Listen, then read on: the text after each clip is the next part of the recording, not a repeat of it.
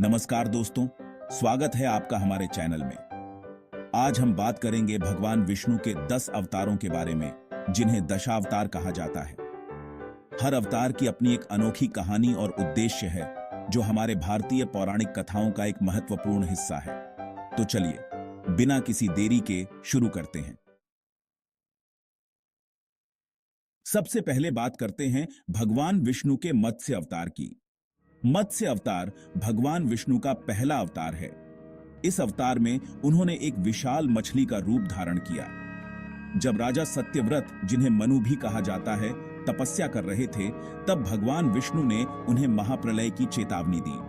उन्होंने सत्यव्रत को एक नाव में सप्तऋषियों और हर प्रजाति के बीजों के साथ सुरक्षित रखा। इस प्रकार भगवान विष्णु ने सृष्टि को विनाश से बचाया।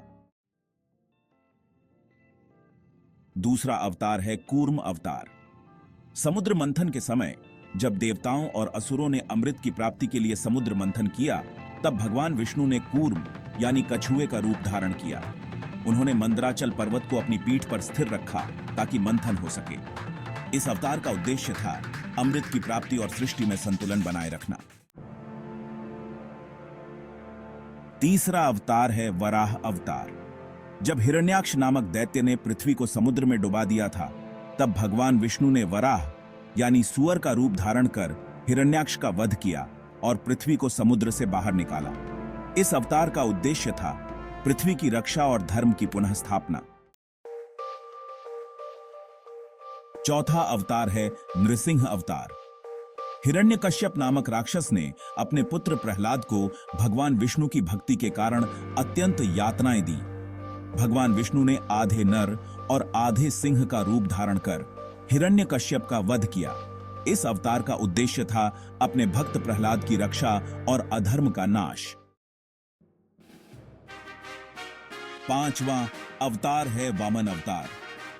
बलि नामक असुर राजा ने 3 लोकों पर विजय प्राप्त कर ली थी। भगवान विष्णु ने वामन यानी बौने ब्राह्मण का रूप धारण कर उनसे 3 पग भूमि मांगी और 3 पगों में संपूर्ण ब्रह्मांड को नाप लिया। इस अवतार का उद्देश्य था बलि का गर्व भंग करना और धर्म की स्थापना।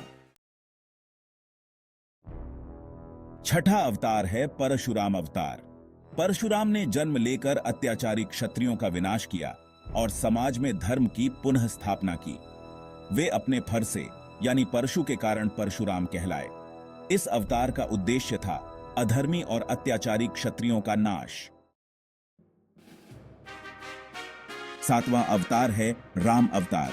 भगवान राम का जन्म अयोध्या के राजा दशरथ के घर हुआ। उन्होंने रावण का वध किया और धर्म की स्थापना की। रामायण में उनकी कथा विस्तार से वर्णित है। इस अवतार का उद्देश्य था अधर्म का नाश और आदर्श जीवन की स्थापना। आठवां अवतार है कृष्ण अवतार।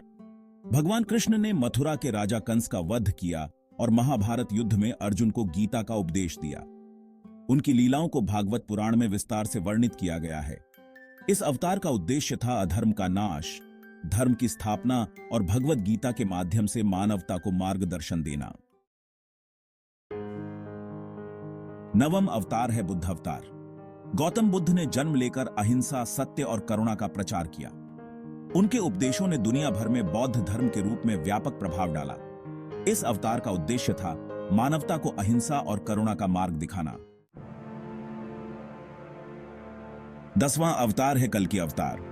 भविष्य में कल्कि अवतार होगा जब अधर्म अपने चरम पर होगा। भगवान विष्णु कल्कि के रूप में एक सफेद घोड़े पर सवार होकर आएंगे और अधर्म का नाश करेंगे। इस अवतार का उद्देश्य है सत्य युग की स्थापना और धर्म की पुनः स्थापना।